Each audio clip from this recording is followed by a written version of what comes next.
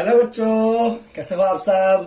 मैं निकुंज जरीवाला एक बार फिर से आपका स्वागत करता हूं आपके अपने YouTube channel magnetic science institute पे।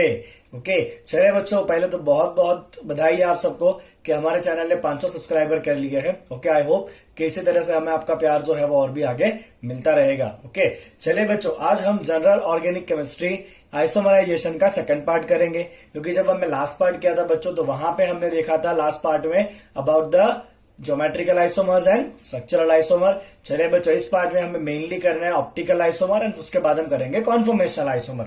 ऑप्टिकल आइसोमर बच्चों एग्जाम पॉइंट ऑफ व्यू से बहुत ही ज्यादा इंपॉर्टेंट है। ओके, चलिए तो स्टार्ट करा जाए ऑप्टिकल आइसोमराइजेशन।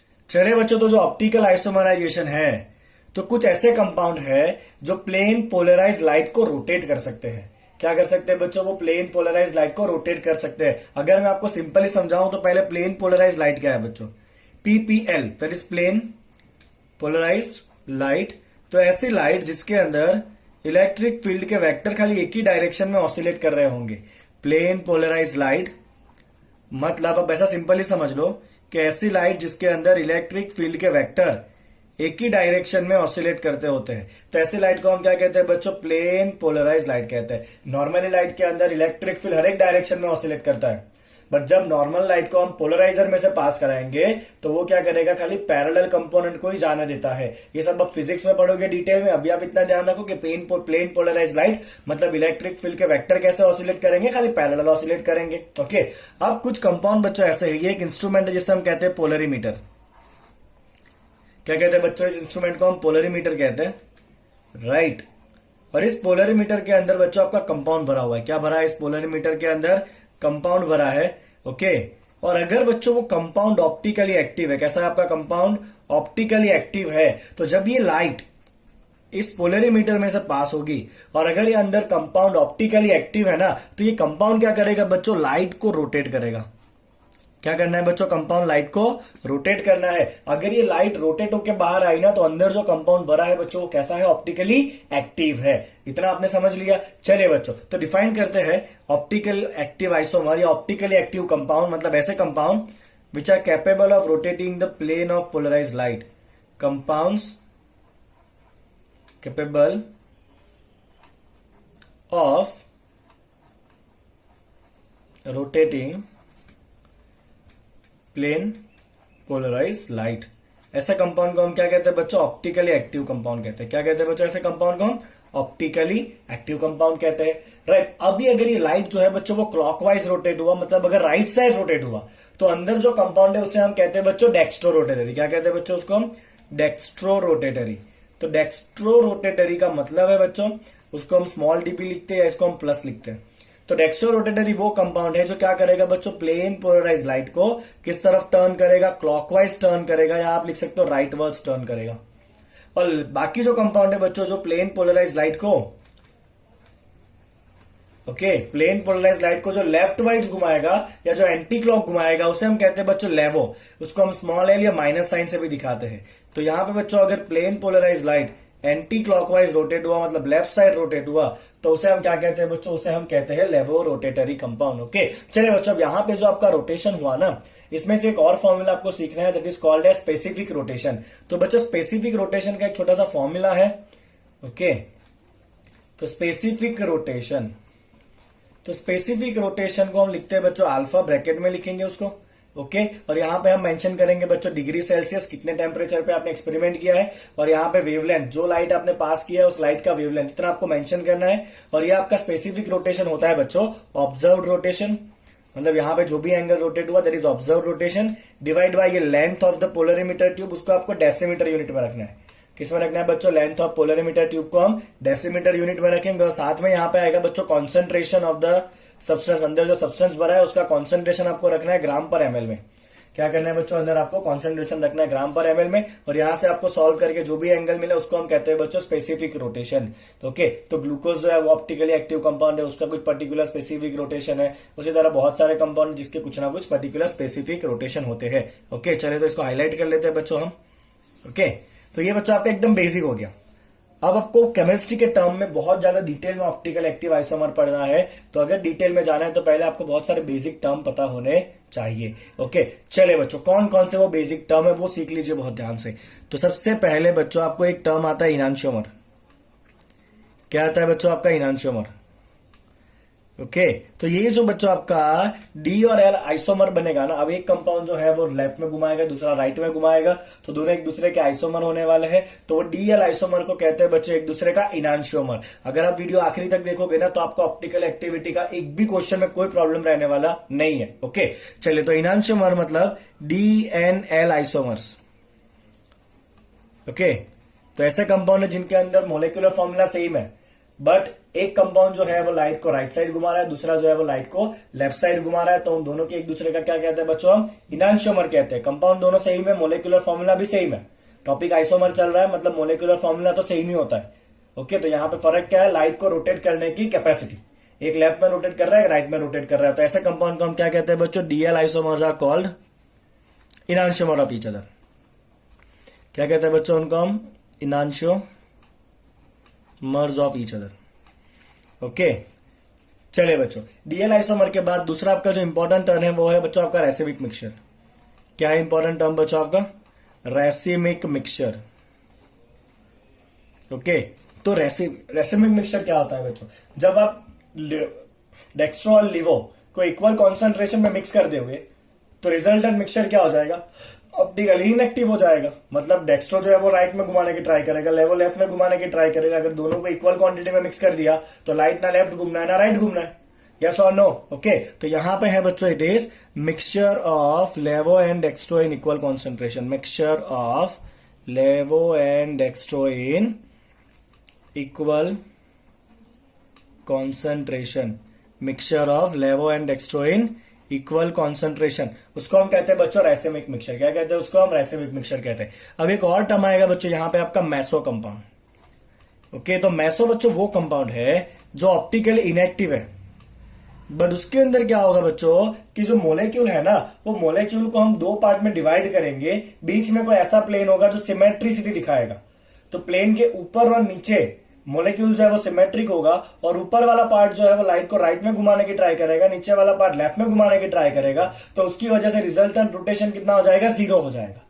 तो इसे हम कहते हैं बच्चों इंटरनल कंपोजिशन। क्या कहते हैं इसको हम? Internal composition. ओके, तो यहां पे क्या होगा बच्चों? मेसो कंपाउंड में it is optically inactive due to internal composition. ये सब हम डिटेल में देखने वाले एग्जाम्पल के साथ। तो ये बच्चों optically inactive compound, okay, due to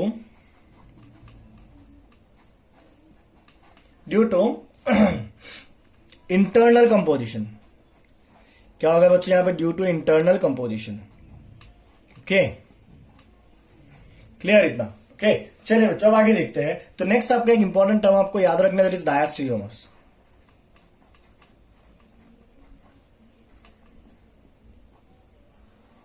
तो ऐसे दो कंपाउंड बच्चों जो एक दूसरे का मिरर इमेज नहीं है, ऐसे कंपाउंड जो एक दूसरे का मिरर इमेज नहीं है, ऐसे कंपाउंड को हम क्या कहते हैं बच्चों? डायस्टीरियोमर्स कहते हैं। क्या कहते हैं उसको? हम डायस्टीरियोमर्स कहते हैं। तो यहां पे मैं लिखूंगा बच्चों compounds which are not mirror image of each other. Compounds which are not mirror image of each other. Compounds which are not mirror image of each other, क्या कहेंगे बच्चों उसको हम कहने वाले हैं डायस्टीरियोमर्स। ओके, तो इतना जो है ना बच्चों आपको बेसिक टर्म पता होना चाहिए, बिकॉज जब आप आगे एग्जांपल करोगे ना तो उसे पूछा होगा, आपको अलग अलग कंपाउंड दिए होंगे और पूछा होगा कौन से दो आइडेंटिकल है, कौन से एक दूसरे के इनांशियोमर है, कौन सा जो है वो मेसो कंपाउंड है, या कौन ऐसे दो है जो एक दूसरे के डायस्टीरियोमर्स है। तो आपको एग्जाम्पल हम करने ही वाले बच्चों, तो आपको सब कुछ क्लियर हो जाएगा। ओके, चलिए आगे बढ़ते हैं। अब चलिए बच्चों, अब आपका एक इंपॉर्टेंट टर्म आता है किरालिटी। राइट, तो जो आपका ऑप्टिकली एक्टिव कंपाउंड है ना बच्चों, उसका एक कंडीशन है। कंडीशन ये है कि कंपाउंड जो है ना वो किराल कंपाउंड होना चाहिए। अब किरालिटी क्या है बच्चों? चलिए देखते हैं व्हाट इज किरालिटी। ओके, तो जो किरालिटी है बच्चों, that is the condition for optical activity. क्या है बच्चों? ये है आपका condition for optical activity. Condition for optical activity. Okay, तो यहां पे बच्चों कंपाउंड जो है उसके अंदर कोई प्लेन ऑफ सिमेट्री नहीं होना चाहिए। पहले तो क्या नहीं होना चाहिए बच्चों? Does not have any plane of symmetry. क्योंकि हमने देखा ना आगे कि अगर प्लेन ऑफ सिमेट्री होगा तो मेसो कंपाउंड हो जाएगा, ऊपर और नीचे एक दूसरे का रोटेशन कैंसिल कर देंगे, तो ऑप्टिकली एक्टिव नहीं रहेगा वो, राइट। तो does not possess any plane of symmetry या एनी एलिमेंट ऑफ सिमेट्री। हम नॉर्मली प्लेन ऑफ सिमेट्री पे ही काम करेंगे, बाकी भी एलिमेंट होते हैं सिमेट्री के, बट हम खाली प्लेन पे बात करते हैं, राइट। चलिए बच्चों, दूसरी इंपॉर्टेंट बात, it should have non superimposable mirror image.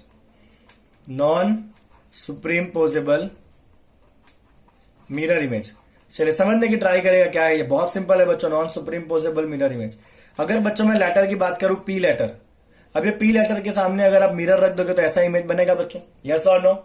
अब आप इसको उठा के रखने की ट्राई करो, क्या इसके ऊपर फिट होगा? नहीं होगा ना। अगर आप ये हाथ की बात करो, बीच में मिरर रखो तो इमेज ऐसा बनेगा, यस और नो। अब ये इमेज को आप उठा के यहां रखने की ट्राई करो, बोलिए एग्जैक्टली मैच हो रहा है बच्चों? नहीं हो रहा है ना, मतलब हैंड जो है वो कैसा होता है, किराल है, मतलब उसका इमेज जो है वो सुप्रीम पोज नहीं हो रहा है। ऐसे ही पी लेटर की बात करते हैं हम।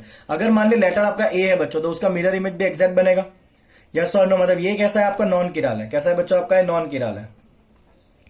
और ये पी कैसा अल्फाबेट हो जाएगा बच्चों आपका, किराल अल्फाबेट हो जाएगा। कैसा अल्फाबेट होगा, पी और किराल। अब आप, हम तो ऑर्गेनिक केमिस्ट्री की बात कर रहे हैं, तो ऑर्गेनिक केमिस्ट्री में आपको पता कैसे चलेगा किरालिटी है कि नहीं है? तो बच्चों आपको ऐसा कार्बन पकड़ना है जिस कार्बन की सारी वैलेंसी अलग अलग एटम या ग्रुप ने भरी हो। वापस सुनिए एक बार, ऐसा कार्बन जिसकी चारों वैलेंसी अलग अलग एटम या ग्रुप भरेगा, ऐसे कार्बन को हम कहते हैं बच्चों किराल कार्बन, राइट। तो यहां पे हम लिखेंगे बच्चों किराल कार्बन। तो किराल कार्बन होगा बच्चों the carbon which has all 4 valencies different, carbon with all 4 different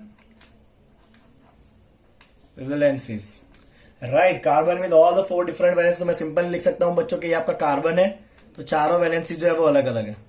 एक वैलेंसी ए ने भरा है, कुछ बी है, कुछ सी और कुछ डी है, तो इस कार्बन को हम कहते हैं बच्चों किराल कार्बन। क्या कहते हैं इसको हम? किराल कार्बन कहते हैं। क्या कहते हैं बच्चों? किराल कार्बन।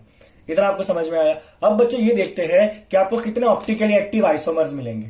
अगर आपको कोई कंपाउंड दिया है, आपने आइडेंटिफाई भी कर लिया कि कार्बन किराल है कि नहीं। चलिए किरालिटी का मैं आपको एग्जांपल दे देता हूं। अगर आपको ऐसा कंपाउंड दिया है बच्चों कि CH3H COOH CH2 CH3 COOH and let's say it is Cl। चलिए बच्चों बताइए इसके अंदर कितने किराल कार्बन है। तो सबसे पहले इसकी बात करते हैं। तो ये कार्बन का एक वैलेंसी हाइड्रोजन है, एक वैलेंसी CH3 है, एक वैलेंसी COOH और एक वैलेंसी इतना बड़ा ग्रुप है। तो चारों अलग अलग है, मतलब ये कार्बन कैसा है आपका किराल है। अब इसकी बात करते हैं बच्चों। तो ये कार्बन की तो 2 वैलेंसी हाइड्रोजन ने भरी है, मतलब ये किराल नहीं है, क्योंकि इसकी तो 2 वैलेंसी सेम हो गई ना, हाइड्रोजन है, मतलब ये कार्बन किरालिटी में आना नहीं है। चलिए इसकी बात करते हैं बच्चों। ये कार्बन का एक वैलेंसी भरा है क्लोरीन ने, एक भरा है CH3 ने, एक भरा है COOH ने और एक वैलेंसी भरा है इतने बड़े ग्रुप ने, मतलब इसके चारों वैलेंसी अलग अलग है। मतलब ये कार्बन भी कैसा है बच्चों आपका किराल है। इतना आपको आया समझ में? ये किराल कार्बन कैसा है आपको देखना है। चलिए बच्चों अब मैं आपको बताता हूं किस तरह से आप number of optically active isomer decide करेंगे। Number of optically active isomer, number of optically active isomer. ये जो है ना बच्चों ऐसे शॉर्टकट फॉर्मूला जो एग्जाम में आपको कहीं ना कहीं 4 मार्क दिए जाते हैं। बहुत बार ऐसा होता है कि सीधा इसके बेसिस पे फॉर्मूला आता है और 4 मार्क जो है ना वो इजी लेने होते हैं, बट फॉर्मूला ना याद होने की वजह से चले जाते हैं। चलिए बच्चों बताता हूं आपको मैं। तो सबसे पहला केस है बच्चों कि आपका जो नंबर ऑफ किराल कार्बन है ना उसके अंदर कितना है बच्चों आपका N है। ये आप ध्यान रख लीजिए, आपका नंबर ऑफ किराल कार्बन कितना है बच्चों? N है। Number of chiral carbon is equal to N। ये आपका कॉमन नहीं रहेगा, राइट। यहाँ पे 2 किराल कार्बन है तो उसको हम N इक्वल टू 2 कहेंगे। चलिए बच्चों अब यहाँ पे आपका पहला केस है कि अगर प्लेन ऑफ सिमेट्री नहीं है, अगर ऐसा कोई प्लेन नहीं है जिसके ऊपर नीचे मॉलिक्यूल सिमेट्री है। चलिए मैं आपको प्लेन ऑफ सिमेट्री का भी एक एग्जांपल दे देता हूं ताकि आपका लॉजिक एकदम क्लियर हो जाए। अगर बच्चों ये कंपाउंड है आपका, देखिएगा बहुत ध्यान से,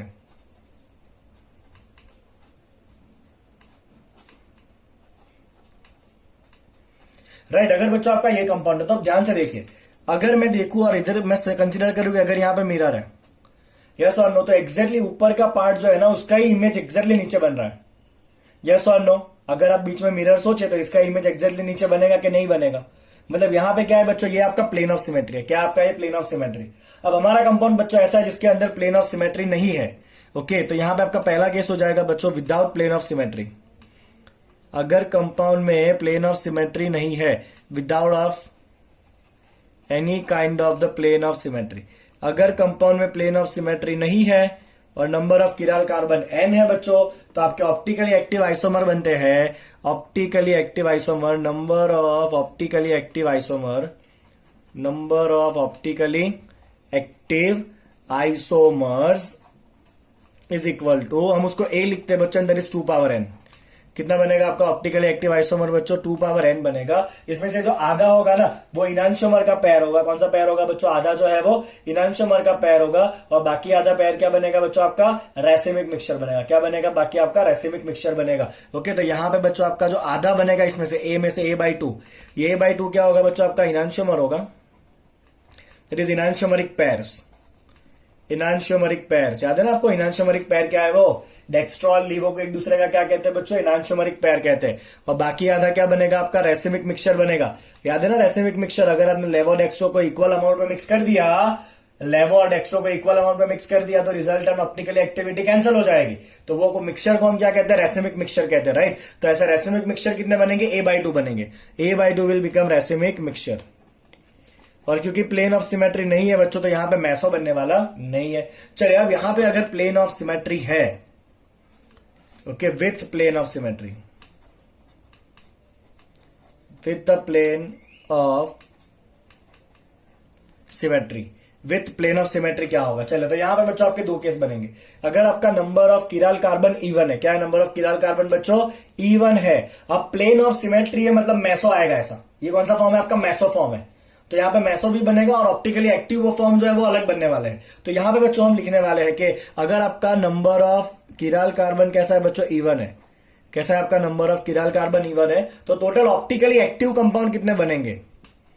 तो यहां पे बच्चों आपके ऑप्टिकली एक्टिव कंपाउंड बनने वाले हैं A equal to, optically active is A equal to, यहां पे बनेगा बच्चों आपका A equal to 2 power n-1। कितना बनेगा बच्चों आपका optically active? A equal to 2n-1। जितने ऑप्टिकली एक्टिव बने उसमें से आधे इनांशोमर होंगे और आधे होंगे रैसिमिक मिक्सचर। इसमें से ऐसा पूछा कि इनांशोमरिक पैर कितनी, तो इसका आधा कर दो। ऐसा पूछा रैसिमिक मिक्सचर कितने बनेंगे, तो भी आधा कर दो। जो हमने आगे सीखा वो तो रहना ही है एज इट इज। जितने ऑप्टिकली एक्टिव होते हैं उसमें से इनांशोमर की पैर आधी बनती है, रैसिमिक मिक्सचर भी आधे बनते हैं। यस और नो? तो इसमें भी आधा आधा तो बनने ही वाला है। इनांशोमर a/2, रैसिमिक मिक्सचर a/2। हमें काम क्या है? मैसो कितना बनेगा यहाँ पे? तो यहां पे बच्चों आपका मैसो कंपाउंड बनता है m is equal to 2n/2 -1। कितना बनेगा बच्चों आपका मैसो कंपाउंड? 2n/2 -1। कितना बनना है बच्चों आपका मैसो कंपाउंड बनेगा यहाँ पे? 2n/2 -1 जितना मैसो कंपाउंड बनेगा। चलिए बच्चों, अगर उसी के अंदर आपका number of chiral carbon atom odd है और प्लेन ऑफ सिमेट्री है, तो हम आगे वाला ही केस कर रहे हैं with plane of symmetry, with plane of symmetry, right? Okay, with plane of symmetry. और अगर आपका नंबर ऑफ किराल कार्बन जो है उसको हम क्या लिखते हैं बच्चों? n लिखते हैं। और आपका n जो है वो कैसा है बच्चों? ऑड है। कैसा है आपका n जो है वो ऑड है। तो यहां पे आपके ऑप्टिकली एक्टिव फॉर्म कितने बनेंगे बच्चों? तो ऑप्टिकली एक्टिव फॉर्म को हम लिखते हैं A। तो यहां पे आपके ऑप्टिकली एक्टिव फॉर्म बनने हैं बच्चों, ध्यान से देखिएगा, बहुत लंबा फॉर्मूला है। 2n-1 2n-1 minus 2n-1/2। कब का केस है बच्चों ये? जब आपका नंबर ऑफ किराल कार्बन कैसा है बच्चों? ऑड है और प्लेन ऑफ सिमेट्री भी है। ओके, तो इतने फॉर्म जो है वो कैसे बनेंगे? ऑप्टिकली एक्टिव बनेंगे। उसमें से अगर आपको इनांशियोमरिक पैर पूछा है तो a/2 है कि नहीं? इनांशियोमरिक पैर कितना बनेगा बच्चों? a/2 बनेगा। ओके, और अगर रैसिमिक मिक्सचर पूछा है तो भी कितना बनेगा आपका? a/2 बनेगा। कितना बनेगा? रैसिमिक मिक्सचर जो है वो a/2 बनेगा। ठीक है, क्लियर? आपको इतना समझ में आ रहा है? ओके, चलिए बच्चों, यहां पे कितने मैसो फॉर्म बनेंगे? बिकॉज प्लेन ऑफ सिमेट्री है ना, तो मैसो फॉर्म तो बनना ही है। तो यहां पे आपके मैसो फॉर्म बनेंगे बच्चों 2n-1/2। कितना होगा आपका मैसो फॉर्म? 2n-1/2, 2n-1/2। और टोटल आइसोमर कितने बनेंगे बच्चों आपको?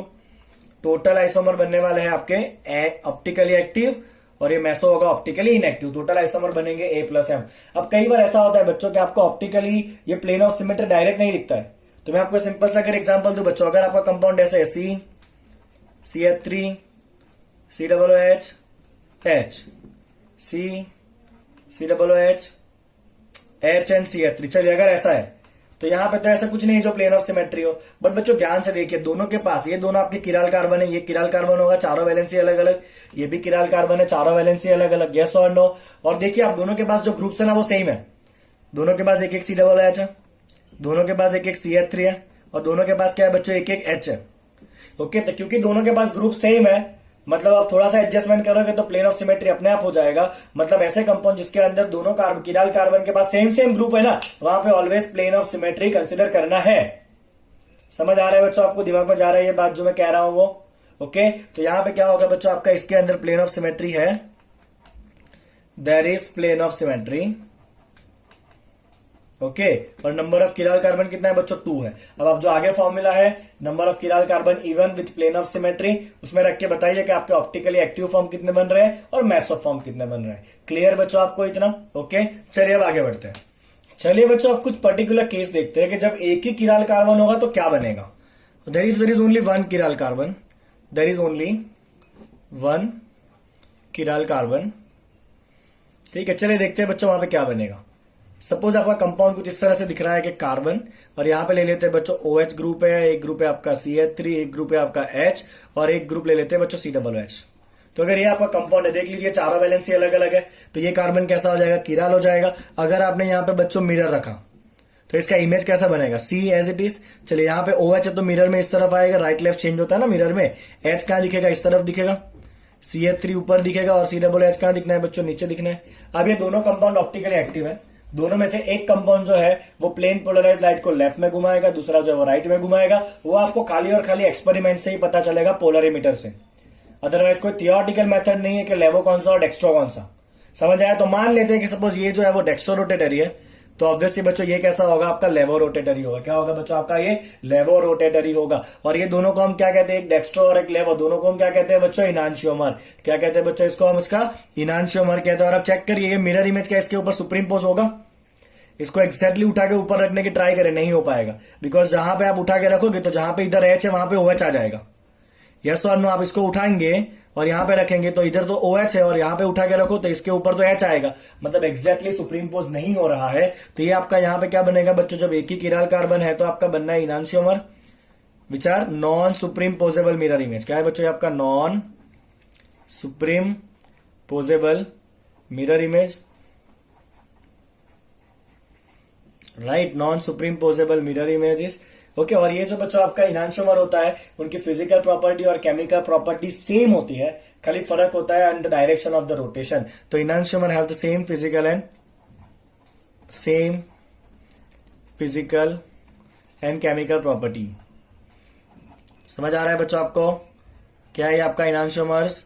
Okay fine. चलिए बच्चों, अब यहां पे आप लेवो और डेक्स्ट्रो इन दोनों को इक्वल अमाउंट में मिक्स कर दो तो क्या कहेंगे बच्चों, उसको हम रैसिमिक मिक्सचर कहेंगे। क्या कहेंगे बच्चों, रैसिमिक मिक्सचर कहेंगे। समझ आ रहा है आपको इतना? क्लियर हो रहा है बच्चों? ओके, तो यहाँ पे एक आपकी इनांशियोमर की पेयर बनेगी और इक्वली मिक्स करोगे तो उस मिक्सचर को हम क्या कहेंगे, रैसिमिक मिक्सचर कहेंगे। क्लियर? चलिए बच्चों, अब मिक्सचर एक बार रैसिमाइज हो गया, अगर आपको उस रैसिमिक मिक्सचर में से लेवो डेक्स्ट्रो को अलग करना है तो उस प्रोसेस को कहते हैं बच्चों रेजोल्यूशन। क्या कहते हैं उसको, रेजोल्यूशन कहते हैं। तो मैं खाली उसको डिफाइन कर देता हूं बच्चों। रेजोल्यूशन का मतलब है separation of levo and dextro, separation of लेवो एंड डेक्स्ट्रो फ्रॉम रैसिमिक मिक्सचर। क्या कहते हैं बच्चों उसको हम कहते हैं रेजोल्यूशन। क्या कहते हैं उसको, रेजोल्यूशन कहते हैं। समझ आ रहा है बच्चों आपको? ओके, चलिए बच्चों, अब हमें ये देखना है कि जब दो किराल कार्बन होंगे ना तो क्या क्या बनेगा। हमने टर्म तो देख लिया है ना कि इनांशियोमर होता है, डायस्टीरियोमर्स होता है, मेसो होता है। तो चलिए एग्जांपल बताता हूं आपको इसका एक। अगर आपका कंपाउंड बच्चों ऐसा है, C, यहाँ पे COOH है, H है, यहाँ पे मान लेते हैं कि बच्चों CH3 है, यहाँ पे ले लीजिए बच्चों आपका OH, यहाँ पे ले लीजिए CH3 और यहाँ पे ले लीजिए H। चलिए पहले देखिए क्या प्लेन ऑफ सिमेट्री है। पहले किराल कार्बन देखिए ना, तो इसके चारों ग्रुप अलग अलग है, CH3, H, COOH और ये बड़ा ग्रुप चौके, तो ये किराल कार्बन है। चलिए इसके पास एक OH, एक H, एक CH3 और एक बहुत बड़ा ग्रुप, तो ये भी कैसा है आपका किराल कार्बन है। ओके, अब बहुत ध्यान से देखिएगा बच्चों, क्या प्लेन ऑफ सिमेट्री है? तो प्लेन ऑफ सिमेट्री कब होगा? जब दोनों के पास के तीनों ग्रुप सेम हो।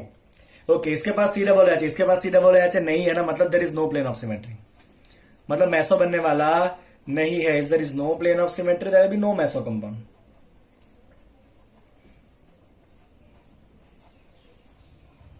Right, okay. चलिए अब ध्यान से देखिएगा बच्चों, तो अगर इसका मिरर इमेज बनाओ तो आप क्या बनेगा इसका mirror image? Let's see, see as it is. चलिए सी डबल एच जो है वो उसका पोजीशन चेंज हो जाएगा, उल्टा हो जाएगा। चलिए सिमिलरली यहां भी पोजीशन चेंज होगा, ओ एच सामने दिखेगा, सी एच थ्री पीछे जाएगा बच्चों। ये आपका एच और यहां भी क्या है आपका एच। समझ में आया? तो ये आपका पहला कंपाउंड बना, ये दूसरा कंपाउंड बना। चलिए यहाँ पे और भी आइसोमर बनने हैं, कौन से बनेंगे बताता हूं। तो यहाँ पे आप इन दोनों का पोजीशन चेंज करें। आइसोमर है ना, आइसोमर मतलब आपको जितना पॉसिबल वे उतने पॉसिबल वे में अरेंज करना है। तो आप क्या करेंगे, इस दोनों की पोजीशन को चेंज करके यहाँ पे लिखिए C H, C double H, C H three, ऊपर एज इट इज रखिए, नीचे खाली आप चेंज कर दीजिए। यहाँ पे बच्चों आप सी एच थ्री ले लीजिए और यहाँ पे आप ओ एच ले लीजिए और यहाँ पे आप एच रखिए। ओके, अब इसका मिरर इमेज बनाइए। बनेगा मिरर इमेज? ऑब्वियसली बनेगा, बनाइए। चलिए तो यहाँ पे सी डबल एच दिखेगा, ये सी एच थ्री और ये एच। चलिए यहाँ पे क्या दिखेगा बच्चों आपको? सी एच थ्री, यहाँ पे ओ एच और यहाँ पे आपका एच। ओके, इसको नाम देते हैं बच्चों 3 and 4। अब आपका फॉर्मूला जो था ना, फॉर्मूला क्या कहता था बच्चों पता है आपको? कि जब number of chiral carbon even है या ऑड है और प्लेन ऑफ सिमेट्री नहीं है ना, तो ऑप्टिकली एक्टिव आइसोमर बनता है 2 power n। देखिए आगे फॉर्मूला अब भी लिखा है मैंने आपको, 2 मिनट पहले की बात है। देखिए आगे, चलिए देखो। तो आपको पता होगा बच्चों ऑप्टिकली एक्टिव आइसोमर बनेगा 2 power n। यहाँ पे किराल कार्बन बच्चों 2 है, मतलब 2 power 2, मतलब टोटल 4 आइसोमर बनने चाहिए। देख लीजिए ना, 1 2 3 and 4 बने 4 आइसोमर, आगे ना। चलिए तो ये दोनों एक दूसरे का मिरर इमेज है, तो 1 और 2 क्या है बच्चों आपका? 1 2 कैसा पैर है? इनांशियोमर है। सिमिलरली 3 और 4 भी एक दूसरे का मिरर इमेज है, तो ये 3 और 4 भी क्या बनेगा बच्चों आपका? इनांशियोमर बनेगा। तो ये आपके इनांशियोमरिक पैर है। कोई मुझे बताएगा कि ये 1 और 3 में क्या रिलेशन है? तो 1 और 3 तो एक दूसरे का मिरर इमेज भी नहीं है कि नहीं? तो 1 का मिरर इमेज तो 2 है, 3 के साथ तो उसका रिलेशन ही नहीं है कुछ। तो 1 और 3 जो एक दूसरे का मिरर इमेज नहीं है, या 1 और 4 वो भी एक दूसरे का मिरर इमेज नहीं है, तो उसको हम कहते हैं बच्चों डायास्टीरियोमर्स। क्या कहते हैं उसको हम? डायास्टीरियोमर्स, जो एक दूसरे का मिरर इमेज नहीं होता है। जा रहा है बेजे में बात? ओके, तो यहां पे बच्चों में लिखूंगा कि 1 और 3 की आप बात करो, या आप 1 और 4 की बात करो, या आप 2 के साथ 3 को जोड़ो, या आप 2 के साथ 4 को जोड़ो। तो ये सारी जो पैर है ना बच्चों, they are not mirror image, they are not mirror image of each other. Okay, तो ऐसे कंपाउंड जो एक दूसरे का मिरर इमेज नहीं है, दे आर कॉल्ड एज डायास्टीरियोमर्स। क्या कहते हैं बच्चों? उनको हम कहते हैं डायास्टीरियोमर्स। ओके, और आपको एक छोटी सी बात ध्यान रखनी है बच्चों, डायास्टीरियोमर जो है ना, उनकी फिजिकल प्रॉपर्टी थोड़ी बहुत अलग होती है और उनको सेपरेट करने के मेथड्स है, जैसे कि क्रिस्टलाइजेशन, क्योंकि उनकी सॉल्युबिलिटी अलग अलग होगी, और दूसरा बच्चों क्रोमेटोग्राफी, बिकॉज उनका जो साइज और शेप है वो भी कैसा है? अलग अलग होता है। ओके, चलिए बच्चों, तो यहां पे हम क्या करेंगे? डायास्टीरियोमर्स जो ऐसे कंपाउंड है जिनका फिजिकल प्रॉपर्टी अलग अलग है, they have different physical property, they have different physical properties. Getting it? Okay, तो उसको कैसे सेपरेट करोगे? तो सेपरेट करना है ना बच्चों, तो उनका एक तो फिजिकल प्रॉपर्टी में डिफरेंट सॉल्युबिलिटी है। तो आप तो बहुत होशियार, आपको पता ही होगा कि जब सॉल्युबिलिटी डिफरेंट होता है बच्चों, तो हम कौन सा मेथड यूज करते हैं? हम यूज करते हैं, क्या यूज करते हैं बच्चों? ऑब्वियसली डिस्टिलेशन, सॉरी ना डिस्टिलेशन तो बॉइलिंग पॉइंट होता है ना। तो डिफरेंट सॉल्युबिलिटी में क्या यूज करते हैं बच्चों? क्रिस्टलाइजेशन, है ना। पहले डिसॉल्व कर देते हैं और फिर उसको वापस बेचारे को बाहर निकालते हैं, जो कम सॉल्युबल होगा वो बाहर निकल जाएगा, है कि नहीं? ओके, और बच्चों एक और चीज भी यहाँ पे डिफरेंट है। क्या डिफरेंट है? उसका डिफरेंट है बच्चों shape and polarity. Different shape and polarity भी है उसका। ओके, तो यहां पे अगर शेप और पोलैरिटी डिफरेंट है तो हम उसको अलग कर सकते हैं by the method of chromatography. Okay, enantiomer जो है ना बच्चों, उनका फिजिकल केमिकल प्रॉपर्टी सेम होता है। इनांशियोमर जो है बच्चों, उनका क्या सेम होता है बच्चों? उनका सेम फिजिकल केमिकल प्रॉपर्टी दोनों सेम होता है। बट जो डायास्टीरियोमर है ना बच्चों, same physical and chemical properties. Okay, but बच्चों जो डायास्टीरियोमर्स होता है ना आपका, कौन? डायास्टीरियोमर्स, उनकी यहां मैं हाईलाइट कर लेता हूं। यहां पे डायास्टीरियोमर्स जो है बच्चों, उनका फिजिकल प्रॉपर्टी कैसा होता है बच्चों? डिफरेंट होता है। सेपरेट करने के 2 मेथड है, एक है आपका क्रिस्टलाइजेशन और दूसरा है आपका क्रोमेटोग्राफी। क्रिस्टलाइजेशन एंड क्रोमेटोग्राफी से आप उनको क्या कर सकते हो? डिफरेंट भी, अलग अलग सेपरेट भी करा सकते हो। क्लियर। इनांशियोमर को हम सेपरेट कराने के लिए क्या करेंगे, अगर इक्वल अमाउंट में मिक्स है तो उस प्रोसेस को हम कहते हैं रेजोल्यूशन। ओके, चलिए बच्चों आगे बढ़ते हैं हम। चलिए बच्चों, तो अब ये देखते हैं कि कुछ ऐसे कंपाउंड भी है जिनमें किराल कार्बन नहीं है बट ऑप्टिकली एक्टिव है। ओके, देखते क्या है बच्चों, ऑप्टिकल एक्टिविटी विदाउट किराल कार्बन। तो पहला है बच्चों आपका एलिन। क्या है पहला बच्चों आपका एलिन्स। एलिन्स का मतलब है कि दो डबल बॉन्ड अगर ऐसे साथ में लगे हुए हो, ओके, बाकी बची वैलेंसीज जो है बच्चों, यहां पे कोई ग्रुप है बच्चों ए बी, यहां पे कोई ग्रुप है बच्चों एक्स वाई। अगर ऐसा है ना तो ये कंपाउंड भी ऑप्टिकली एक्टिव है। ध्यान खाली इतना रखना है कि इधर ग्रुप जो है ना वो दोनों अलग अलग होने चाहिए कंपलसरी, और यहां पे जो दो ग्रुप है अलग अलग होने चाहिए। ओके, यहां पे अगर दो सेम है तो चलेगा, यहां भी दो सेम चलेगा, यहां भी दो सेम चलेगा, बट ये दोनों जो ग्रुप है ना वो कंपलसरी अलग अलग होने चाहिए। ये दोनों या ये दोनों सेम नहीं होने चाहिए। ओके, तो यहां पे आपको क्या ध्यान रखना है बच्चों, this two must be different. इधर रिपीट होगा तो चलेगा, समझ आ रहा है बच्चों आपको, बट एक ही कार्बन के दोनों ग्रुप सेम नहीं होने चाहिए। सिमिलरली ये दोनों भी कैसे होने चाहिए बच्चों, this has to be different. Okay, चलिए बच्चों, अब ये पहला हो गया आपका एलिन जो ऑप्टिकली एक्टिव कंपाउंड है। अब इसके बहुत सारे भाई बहन है, वो भी ऑप्टिकली एक्टिव है। चलिए बताता हूं कौन से उसके भाई बहन। ओके, तो आपका सबसे पहला है बच्चों इसके भाई बहन में, दैट इज अल्काइल डाइन। कौन सा है बच्चों आपका, alkyl diene cycloalkanes, alkyl diene cycloalkanes. Okay, चलिए क्या होता है, तो कुछ नहीं करना, ये डबल बॉन्ड जो है ना उसको तोड़ के साइकिल लगा दो। समझ आ रहा है आपको, तो मैं क्या लिखूंगा बच्चों, चलिए ये सी डबल बॉन्ड सी, ये कार्बन एज इट इज, और यहां पे मुझे साइकिल लगाना था तो मैं लगा देता हूं साइकिल। चलिए इस तरह से आप साइक्लोअल्केन बना दो इसको। तो ये हो गया बच्चों आपका डाइन एंड साइक्लोअल्केन। समझ आ रहा है आपको, और यहां पे जो ग्रुप है वो अलग अलग है, that is C C double H, और यहां पे कोई ग्रुप है आपका CH3 है। देखिए बच्चों, ये दोनों ग्रुप अलग अलग है, ये दोनों ग्रुप अलग अलग है। यहां पे रिपीट हो रहा है, नो इशू, चलेगा, बट ये सेम नहीं होने चाहिए, ये भी सेम नहीं होने चाहिए। समझ आ रहा है आपको। चलिए फिर एक और कंपाउंड है बच्चों आपका, that is called as a spirans. चलिए स्पिरांस क्या है बच्चों, स्पिरांस के अंदर कुछ नहीं करना है, यहां पे ऐसा ही सेम करना है आपका, एक 3 कार्बन हो गए, और आपको क्या करना है बच्चों, यहां पे कार्बन लगा देना है ऐसे, लाइक दिस। और फिर ये आपकी बाकी बची वैलेंसी, सपोज मान लीजिए यहां पे कोई वैलेंसी ए बी और यहां पे आपकी कोई वैलेंसी एक्स वाई। तो ये जो कंपाउंड बना ना, ये भी कैसा होता है, ऑप्टिकली एक्टिव होता है। कैसा होता है कंपाउंड, ऑप्टिकली एक्टिव। एक और भी है बच्चों ऑप्टिकली एक्टिव, जिसे हम कहते हैं बाइफिनाइल। क्या कहते हैं बच्चों, उसको हम कहते हैं बाइफिनाइल। चलिए क्या है बाइफिनाइल, देखिए बाई का मतलब होता है दो, फिनाइल मतलब बेंजीन रिंग। तो ये हो गया बच्चों आपका बाइफिनाइल कंपाउंड। ओके, और यहां पे कोई ग्रुप है बच्चों आपका ANB, और यहां पे उल्टा ग्रुप है उससे BNA। ओके, तो जहां पे जब आप रोटेट कराओगे ना, तो this is rotation about the frozen bond. ये रोटेशन उतना इजीली होने वाला नहीं है। तो due to the frozen rotation about C single bond C, they exist in a 2 non superimposable mirror image, और इस पर्टिकुलर केस को हम कहते हैं बच्चों एट्रोपिसोमर्स। क्या कहते हैं उसको, हम एट्रोपिसोमर्स कहते हैं, राइट। तो यहां पे आप लिख सकते हो बच्चों के ड्यू टू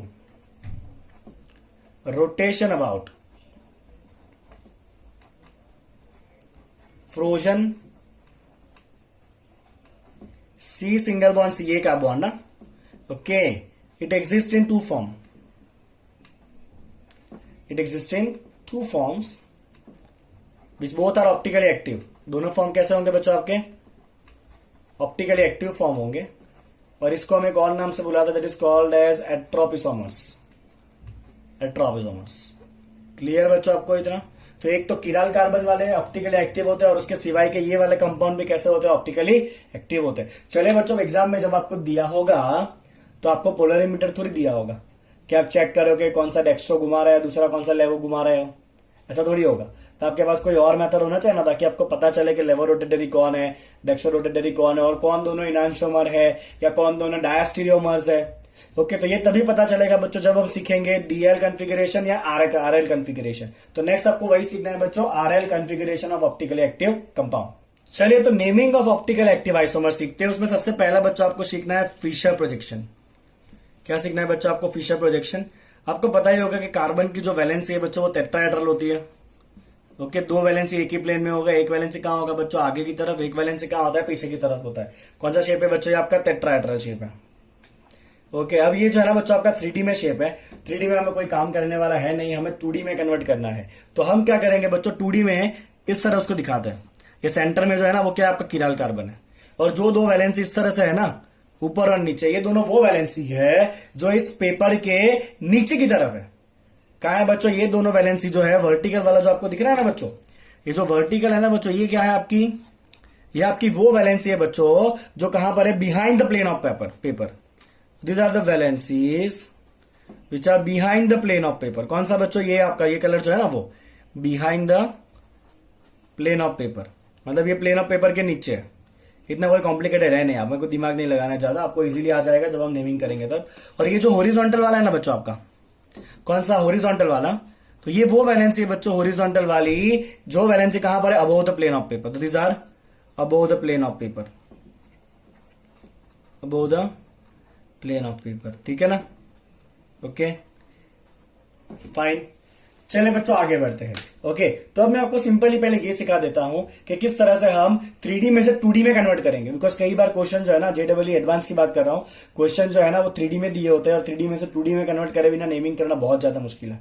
ओके, तो बता दो बच्चों, आपका एकदम सिंपल उसका रूल है, बहुत सिंपल। सपोज मान लीजिए कि आपका जो कंपाउंड है वो इस तरह से दिया हुआ है, कार्बन।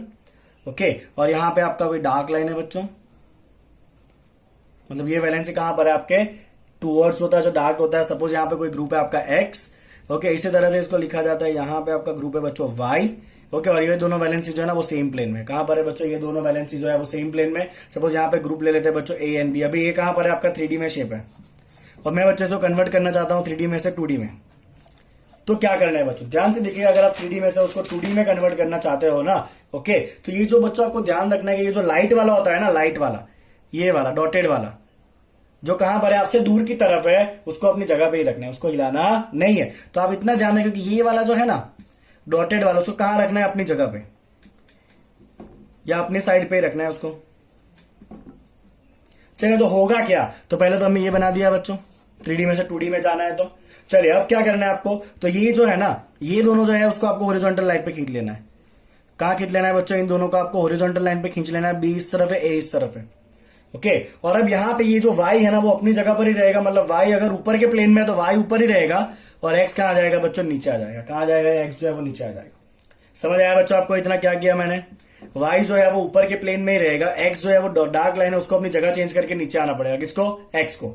और ये जो A और B वाला लाइन है बच्चों आपका, जो एक ही प्लेन में है, ये मैं उसको और डार्क कर लेता हूं ताकि आपको और क्लियरली पता चले। ओके, तो ये बच्चों जो A और B है जो अपने ही प्लेन में है, उसको एक ही लाइन पे रखना है, हॉरिजॉन्टल पे। ये जो डॉटेड लाइन है वो अपने प्लेन में रहेगा, ऊपर है तो ऊपर, अगर डॉटेड वाला नीचे दिया है तो उसको नीचे ही रखना है। और जो डार्क वाला है ना उसको बेचारे की जगह बदल देनी है। डार्क वाले क्या करनी है बच्चों, चेंज द प्लेन, उसका प्लेन चेंज कर देना है। तो ये बच्चों आपका हो गया 3D में से 2D में कन्वर्ट। किसमें कन्वर्ट होगा, 3D में से 2D में। तो आप ध्यान रखिए बच्चों इतना कि जो डॉटेड है वो अपनी जगह पे रहेगा, डार्क वाला अपनी जगह चेंज करेगा। ये मैं बताऊंगा आपको कहां पे आपको ये आगे काम में आने वाला है, ठीक है। चले बच्चों, अब यहां पे हम पहला नेमिंग सिस्टम सीखते हैं, that is called as DNL configuration. Capital DL naming या कैपिटल DL कॉन्फ़िगरेशन। आपने जो आगे सीखा ना, लीवो डेक्स्ट्रो में स्मॉल d स्मॉल l था, डेक्स्ट्रो एंड लेवो, ये कैपिटल D कैपिटल L है। और ये मेनली यूज होता है बच्चों in the case of sugar chemistry and optically active polyhydroxy carbonyl compound. किसमें यूज होता है बच्चों, नए नोमेनक्लेचर यूज होता है, यूज्ड इन शुगर केमिस्ट्री, जैसे कि ग्लूकोज है, फ्रुक्टोज है, माल्टोज है and all that thing, right. तो ये बच्चों आपका यूज होता है शुगर केमिस्ट्री में। एंड ऑप्टिकली एक्टिव पॉलीहाइड्रोक्सी, पोली मतलब एक से ज्यादा OH ग्रुप होगा और साथ में कार्बोनिल ग्रुप होगा, पॉलीहाइड्रोक्सी कार्बोनिल कंपाउंड में मेनली यूज होता है। चलिए करना क्या है बच्चों, तो आपको देखना है ऐसा ऑप्टिकली एक्टिव कार्बन जो CH2OH के बाजू में है। क्या देखना है बच्चों आपको, ऐसा ऑप्टिकली एक्टिव कार्बन देखना है जो CH2OH के बाजू में है। चलिए मैं लिखता हूं यहां पे OH ऑफ किराल कार्बन मतलब C star. OH of chiral carbon का मतलब क्या होता है, C स्टार। कौन सा C star, which is next to CH2OH, मतलब एंड ऑफ द चेन। तो चेन के एंड वाला बच्चों आपको किराल कार्बन का OH पकड़ना है। ओके, अगर बच्चों ये कंपाउंड आपका इस तरह से, अगर यहां पे आपका OH है, ये आपका बच्चों CH2OH ग्रुप है, और ये दोनों वैलेंसी कोई भी अलग अलग वैलेंसी है, तो ये कार्बन आपका किराल हो गया जो CH2OH के बाजू में है। ओके, और उस किराल कार्बन का जो OH है कहां पर है बच्चों, वो राइट साइड पे है। तो इस कॉन्फ़िगरेशन को हम कहते हैं कैपिटल D। क्या कहते हैं बच्चों, इस कॉन्फ़िगरेशन को हम कैपिटल D। अगर किराल कार्बन, लास्ट किराल कार्बन का OH कहां पर है, राइट पे है, तो इसे हम क्या कहते हैं बच्चों, इसे हम कहते हैं कैपिटल डी कॉन्फ़िगरेशन। और अगर लास्ट किराल कार्बन का OH लेफ्ट पे है, कौन सा किराल, CH2OH के बाजू वाला किराल कार्बन, ये कोई भी ग्रुप है X एंड Y, ओके, तो यहां पे आपका OH कहां पर है बच्चों, लेफ्ट में है ना। OH अगर लेफ्ट में तो इसे कहते हैं कैपिटल L कॉन्फ़िगरेशन। क्या कहते हैं इसको बच्चों हम, कैपिटल L, जहां पे OH कहां है आपका, लेफ्ट पे है। तो ये तो जनरली आपको यूज होना नहीं है, जब आप शुगर केमिस्ट्री करोगे तभी आएगा ये ग्लूकोज डी का कैपिटल L होता है ग्लूकोज में, फ्रुक्टोज में डी कैपिटल L कॉन्फ़िगरेशन आएगा। एक बात दिमाग में डाल देना बच्चों, कैपिटल L को लेवो और डेक्स्ट्रो से कोई लेना देना नहीं है, बिकॉज लेवो और डेक्स्ट्रो तो आपको पोलरिमीटर से ही पता चलना है, उसको कोई मेथड नहीं है थियोरेटिकल पता करने का। ओके, तो मैं यहां पे स्टेटमेंट लगा देता हूं बच्चों, capital L and small l are independent of each other. उनको एक दूसरे से कोई लेना देना नहीं है, दोनों अपना अपना काम करते हैं, they are independent of each other. Levo dextro खाली एक्सपेरिमेंट से ही पता चलता है, दैट इज ऑफ पोलरिमीटर। बोले इतना समझ में आया पहला नोमेनक्लेचर सिस्टम। चलिए बच्चों, यहाँ पे एक और नोमेनक्लेचर सिस्टम होता है जो बहुत रेयरली यूज होता है, that is called as erythro and threo. बताता हूं क्या है वो। चलिए बच्चों, एरिथ्रो एंड थ्रियो कब आपको काम में आएगा बता देता हूं आपको। तो सपोज आपके कंपाउंड के अंदर जो है वो 2 किराल कार्बन है। चलिए, ये भी किराल कार्बन है, ये भी किराल कार्बन है, और दोनों किराल कार्बन का एक एक ग्रुप सेम है। सपोज यहाँ पे दोनों का एक एक ग्रुप जो है वो B है, यहाँ पे कोई ग्रुप है AC, और यहाँ पे कोई भी ग्रुप है आपका XY। तो दोनों का एक ग्रुप बच्चों सेम है, एक ही ग्रुप सेम होना चाहिए यहाँ दोनों के पास। और अगर सेम वाला ग्रुप बच्चों एक ही साइड है तो उसे हम कहते हैं एरिथ्रो। क्या कहते हैं उसको हम, इसको हम कहते हैं बच्चों एरिथ्रो। क्या कहते हैं इस कंपाउंड को हम, एरिथ्रो कंपाउंड कहते हैं। अगर ये एक एक ग्रुप सिमिलर है और वो एक ही तरफ है तो एरिथ्रो कंपाउंड। और अगर बच्चों जो सिमिलर वाला ग्रुप है आपका B वाला ग्रुप, अगर वो सामने सामने, ये ग्रुप कोई भी आपका हो सकता है अलग अलग, और अगर ये सिमिलर किराल कार्बन का जो ग्रुप सिमिलर है वो अपोजिट साइड के ऊपर है, तो इसे हम कहते हैं बच्चों थ्रियो कंपाउंड। क्या कहते हैं बच्चों इसको, हम कहते हैं थ्रियो कंपाउंड। क्या कहते हैं इसको हम, थ्रियो कंपाउंड कहते हैं, राइट। और अब बारी है बच्चों बब्बर से most important RS configuration. Okay, और वहीं से आपको सारा आंसर मिलना है कि कौन कौन एक दूसरे के डायस्टीरियोमर्स है, या कौन कौन एक दूसरे के इनांशियोमर है, या कौन रेसिमिक मिक्सचर है, कौन मेसो कंपाउंड है, सब कुछ आपको पता चलेगा। ओके, चलिए बताता हूं आपको क्या है RS configuration of the naming. Third and most important RS configuration. आप बच्चों याद करो, आप ना कुछ EZ सिस्टम करके आए थे, याद है? अल्किन में था EZ सिस्टम, स्ट्रक्चरल आइसोमर में। और जब आपने EZ सिस्टम पढ़ा था ना, वहां पे आपने कुछ प्रायोरिटी ऑर्डर दिया था 1 2 1 2 as per the atomic number, याद आया? ओके, तो उसी तरह से यहां पे भी आपको क्या करना है, उसी सेम रूल को फॉलो करके नंबरिंग करना है। और एक बार आप नंबरिंग कर लो ना बच्चों, उसके बाद कुछ रूल है जो आपको बताएगा कॉन्फ़िगरेशन R है के S है। चलिए, तो सबसे पहला देखिए बच्चों, आपका स्टेप 1 क्या है। तो यहां पे बच्चों आपका स्टेप 1 है कि आपको नंबरिंग करना है। Step 1, do the numbering as per the atomic number.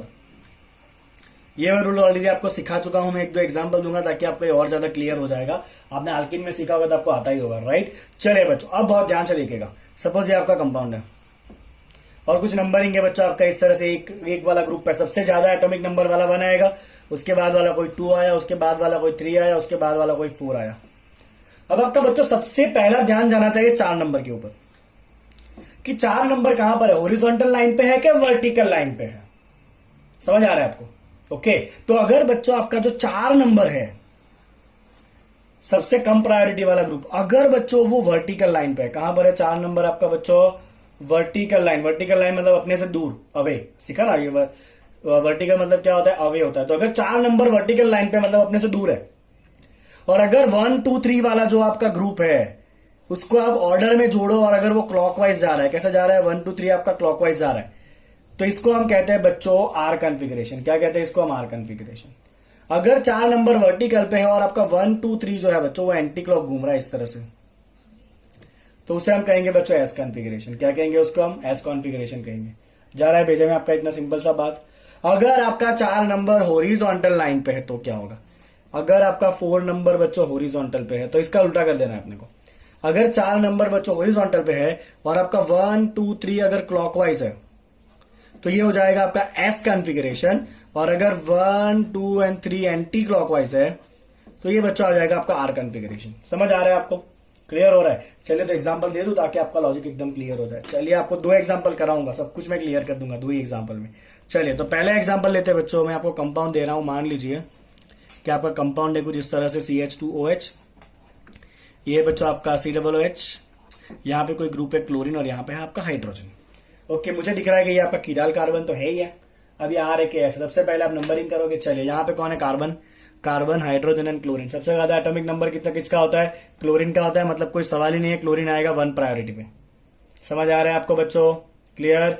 चलिए अब दोनों तरफ कार्बन है बच्चों। यहाँ पे देखिए कार्बन के बाद कौन है? हाइड्रोजन है। ओके, मैं आपको ज्यादा डिटेल में बताता हूं ये किस तरह से करना है। तो आप इसकी वैलेंसी खोलिए, कार्बन, ये हो गया आपका CH2 एंड OH। समझ आ रहा है बच्चों? ये ग्रुप जो है ना, मैंने नीचे लिखा है CH2OH करके।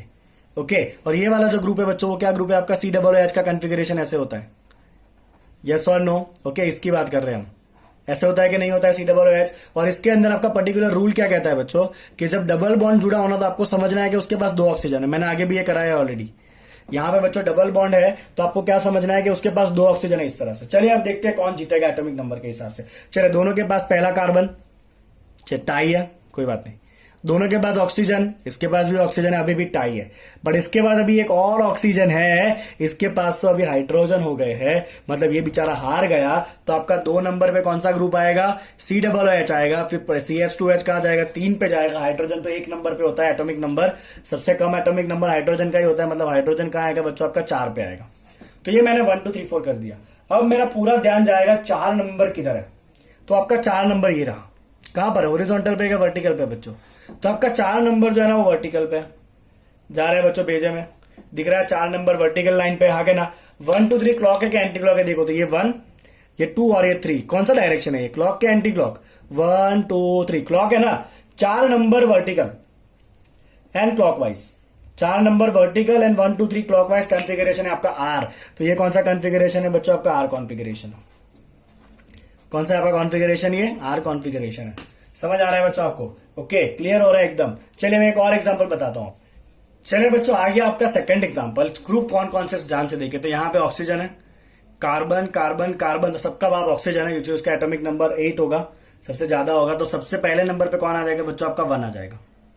अब यहाँ पे कार्बन, कार्बन, कार्बन, चलिए इसको थोड़ा सा हमें डिटेल में करना पड़ेगा। COOH बच्चों अभी हमने लिखा ना, COOH का मतलब क्या है? उसके पास 2 O है, आपको ऐसे कंसिडर करने हैं, और एक OH है। Consider like this. CN में बच्चों C ट्रिपल बॉन्ड N होता है। ट्रिपल बॉन्ड N का मतलब क्या करोगे बच्चों के? कार्बन के पास कितने नाइट्रोजन है? 3 नाइट्रोजन है। This is what we will consider. और ये जो CH2 NH2 है बच्चों, ये ग्रुप आपका इस तरह से होगा, CH2 NH2। चलिए तो अब आप नंबरिंग करते जाए बच्चों, सब में क्या क्या कॉमन है देखे तो कार्बन, कार्बन, कार्बन, उसके बाद ऑक्सीजन, नाइट्रोजन, नाइट्रोजन जीत गया है, ऑक्सीजन है इसके पास, एटॉमिक नंबर ज्यादा होगा, तो ये ग्रुप आ गया बच्चों आपका नंबर 2। चलिए इन दोनों में बबल चल रही है, अभी टाई चल रहा है इन दोनों में। ओके, चलिए यहाँ पे नाइट्रोजन, नाइट्रोजन, उसके बाद इसका हाइड्रोजन है, इसके पास तो अभी भी नाइट्रोजन है, इसके पास भी नाइट्रोजन, देखिए इसके पास अब हाइड्रोजन आ गया ना, बट इसके पास तो अभी और 2 नाइट्रोजन है, मतलब इसका एटॉमिक नंबर ज्यादा हो जाएगा, तो इसका आपका ऑर्डर कितना आएगा बच्चों? 3 आएगा। और 4 नंबर पे कौन जाएगा? आपका CH2NH2 जाएगा। चलिए आप देखिए 4 नंबर हॉरिजॉन्टल है क्या वर्टिकल है? मैं तो हाईलाइट करूंगा 4 नंबर को, तो आपका 4 नंबर जो है बच्चों वर्टिकल पे। चलिए 1 2 3 कैसे घूम रहा है बताइए तो जरा। तो 1 2 3 इस तरह घूम रहा है, क्लॉक के एंटी क्लॉक, घड़ी ऐसे घूमती ना, नहीं तो उल्टी डायरेक्शन है। तो 4 number vertical and anti clock, 4 vertical पे है और घूम रहा है ये एंटी क्लॉक, मतलब कॉन्फ़िगरेशन होगा बच्चों आपका एस कॉन्फ़िगरेशन। कौन सा होगा? आपका एस कॉन्फ़िगरेशन होगा, राइट। चलिए आपको मैं 2 जो है ना होमवर्क में दे रहा हूं, आपको नीचे कमेंट सेक्शन में बताना है कि आपका आंसर क्या है। तो ये बच्चों आपका होमवर्क क्वेश्चन 1 और ये बच्चों आपका होमवर्क क्वेश्चन 2। चलिए यहाँ पे आप ग्रुप नोट करिए बच्चों, H OH deuterium and CH3, और यहाँ पे बच्चों आप ग्रुप नोट करिए ड्यूटेरियम, यहाँ पे ले लीजिए आप COOH, यहाँ पे ले लीजिए बच्चों आप एल्डिहाइड, और यहाँ पे आप लेंगे बच्चों CH2OH। ओके, आपको मुझे बताना है कि दोनों का कॉन्फ़िगरेशन क्या है, कमेंट सेक्शन में आप मेंशन करेगा होमवर्क 1 और होमवर्क 2 का आंसर करके, ऐसे के आ रहा है। Is that clear? यहां तक आया बच्चों आपको समझ में? अब ये तो बारी हो गई जहां पे आपका एक ही किराल कार्बन है। अब बच्चों जब 2 किराल कार्बन है तो क्या होगा? ओके, तो जब 2 किराल कार्बन है ना, तो आपके दोनों किराल कार्बन का इस तरह का कॉन्फ़िगरेशन लिखना पड़ेगा कि कौन सा कार्बन आर है, कौन सा कार्बन एस है। और ऐसे क्वेश्चन एग्जाम में बहुत ज्यादा फ्रिक्वेंट है कि आपको 3-4 कंपाउंड दिए होंगे और पूछा होगा कि इसका डायस्टीरियोमर कौन है, इसका इनैंशियोमर कौन है, या मेसो कंपाउंड कौन सा है। चलिए बता दो आपको एक मस्त एग्जाम्पल लिखे इसका। ओके, चलिए बच्चों, तो अब देखते हैं इससे जुड़ा हुआ एक द बेस्ट एग्जाम्पल। अगर आपने ये समझ लिया तो समझ लो कि आपकी नैया पार हो गई। आपको एक कंपाउंड दिया है बच्चों, और इसके नीचे और 3 कंपाउंड आपको दिए हुए हैं। आपको डिसाइड करना है कि इन तीनों में से कौन जो है वो इसका आइडेंटिकल है। ओके, फिर आपको बताना है कि ऐसा कौन है जो इसका इनांशियोमर है। इनांशियोमर मतलब मिरर इमेज है। और ऐसा कौन है बच्चों जो तीनों में से इसका क्या है, डायस्टीरियोमर है, मतलब उसका कोई रिलेशन ही नहीं है, कोई मिरर इमेज नहीं है, ये डायस्टीरियोमर है। ठीक है, चलिए इसको हम नाम दे देते हैं बच्चों for simplicity. Let's give it name as A, it is name as B, it is name as C. चलिए बच्चों, जब भी आपको इस तरह के क्वेश्चन आए तो आपको दोनों जो किराल कार्बन है उसका आरएस कॉन्फ़िगरेशन निकालना है। यहाँ पे एक ये किराल कार्बन है और एक ये किराल कार्बन है। चलिए ध्यान से समझेंगे, पहले हम नंबरिंग करेंगे। ओके, तो इसके पास पहला ग्रुप कार्बन है, यहां भी पहला एटम कार्बन है, ये हाइड्रोजन है। हाइड्रोजन ऑलवेज 4 नंबर पे आएगा, उससे कम एटॉमिक नंबर किसी का नहीं है। तो यहाँ पे आप हाइड्रोजन को बच्चों 4 दे दीजिए पहले। तो समझ आया आपको इतना। चलिए ये कार्बन और ये इसके पास चौथा ग्रुप कौन सा है बच्चों, तो इसके पास जो चौथा ग्रुप है वो पूरा ये वाला जो है वो इसके साथ चौथा वैलेंसी लगा हुआ है। और यहाँ पे कॉर्नर पे क्या होता है बच्चों, ऑब्वियसली आपका कार्बन होता है कॉर्नर पे। यस और नो, मतलब इसके पास कार्बन, इसके पास कार्बन और ये ग्रुप का भी कार्बन। कोई बात नहीं, टाई चल रहा है अभी। चलिए अब डबल बॉन्ड में आपको पता होना चाहिए कि एक को ऊपर एक को नीचे। अभी हमने किया इस तरह होता है ना वो, मैं एक ही बार आपको बताऊंगा, फिर आपको कुछ समझ जाना है। ओके, चलिए तो अब दूसरा जो है वो इसके पास तो हाइड्रोजन है, इसके पास ऑक्सीजन है, और ये वाले ग्रुप के पास भी एक ऑक्सीजन है यहाँ पे। चलिए कोई, इसके पास भी जुड़ा हुआ ऑक्सीजन है, कोई नहीं, आगे जाते। अब इसके पास बच्चों ऑक्सीजन है, इसके पास कार्बन है, मतलब ये हार जाएगा, ऑक्सीजन का एटॉमिक नंबर ज्यादा होता है, तो ये आपका सबसे ज्यादा प्रेफर्ड होगा 1।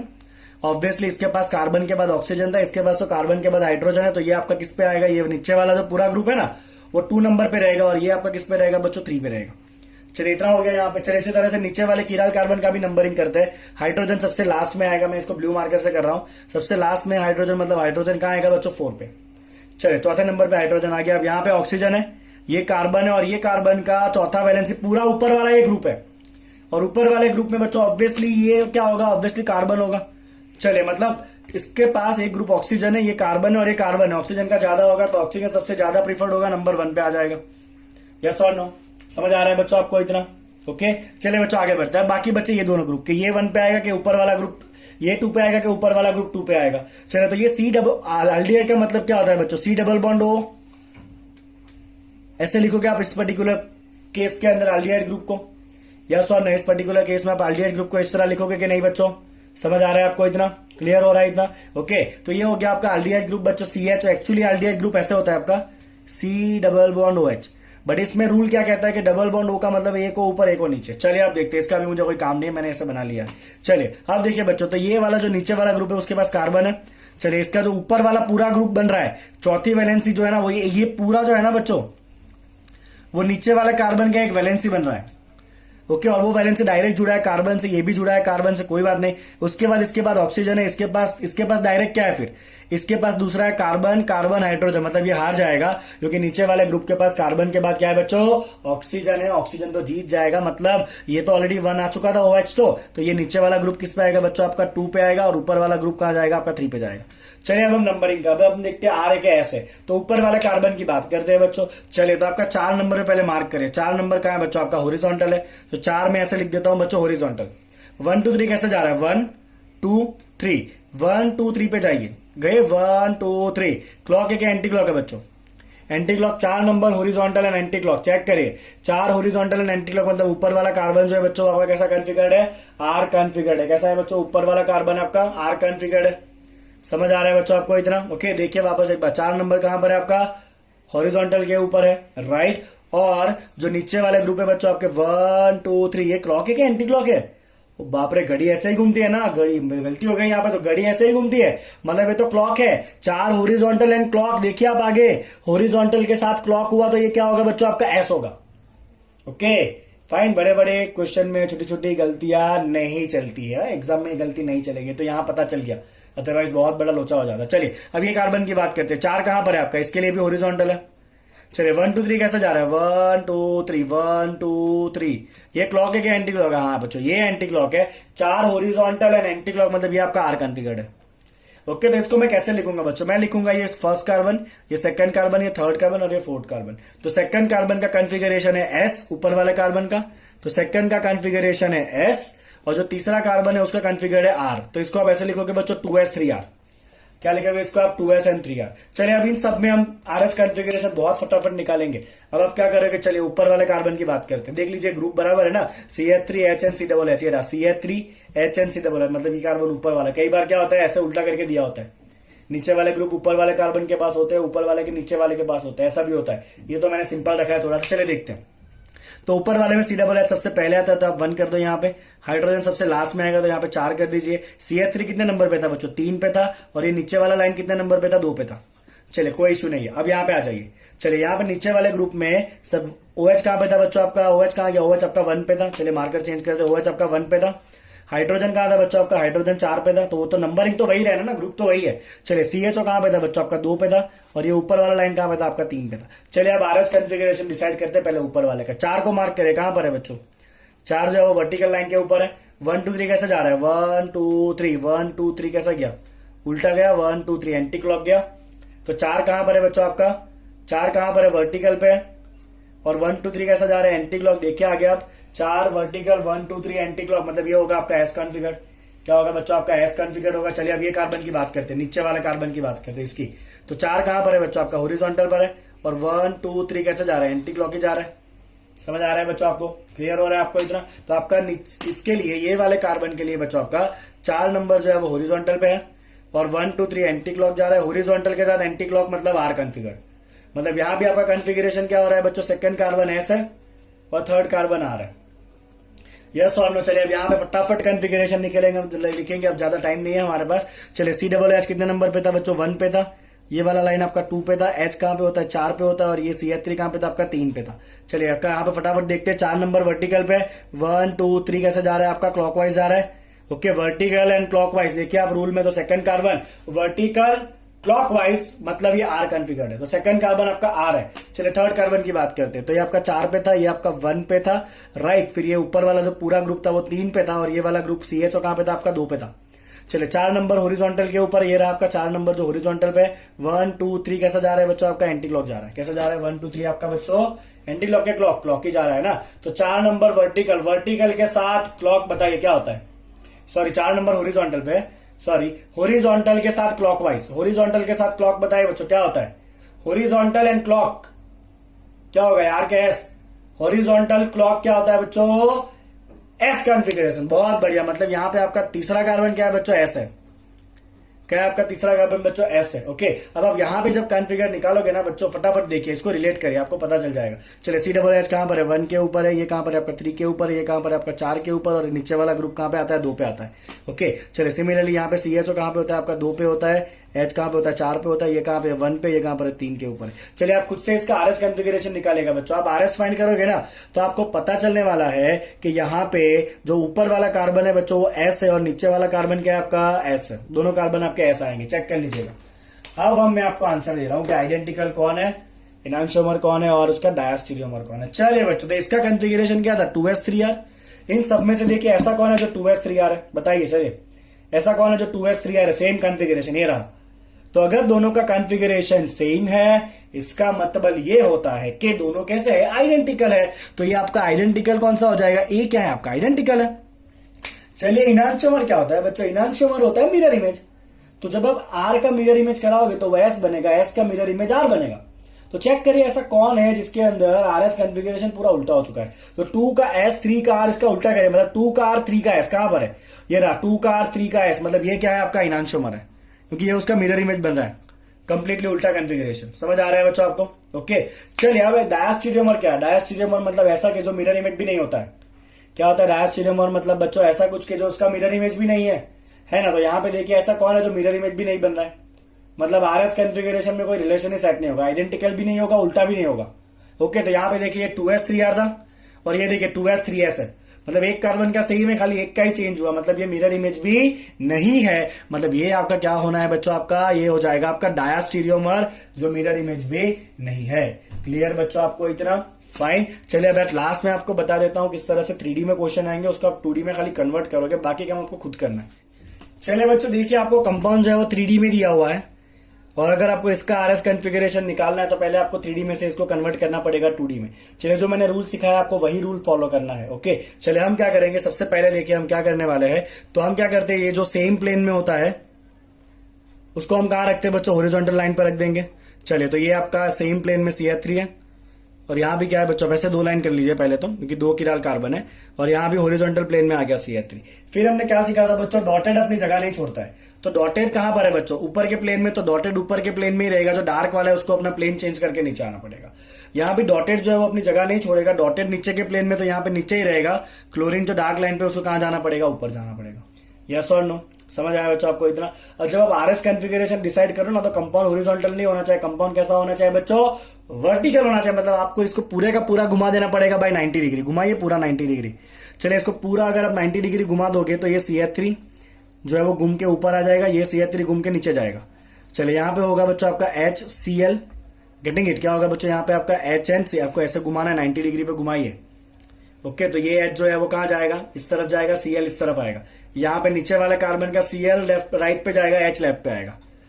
तो एक बार आपने इसमें कन्वर्ट कर लिया बच्चों 2D में, तो अब आप क्या कर सकते हो, इसमें से RS कॉन्फ़िगरेशन निकाल सकते हो और क्वेश्चन को आप आगे सॉल्व कर सकते हो, राइट। तो दिस इज ऑल जो हमारे पास ऑप्टिकल एक्टिविटी में हमें करना है कंपलसरी, और एंट्रेंस एग्जाम के लिए तो ऑप्टिकल एक्टिविटी बहुत ही ज्यादा इंपॉर्टेंट पॉइंट है, राइट। चलिए बच्चों, तो यहाँ पे हम लेक्चर को एंड करते हैं। कॉन्फर्मर्स जो है वो हम नेक्स्ट लेक्चर में करेंगे। ओके, चलिए बच्चों, thank you so much for watching the video. Please like and subscribe the channel.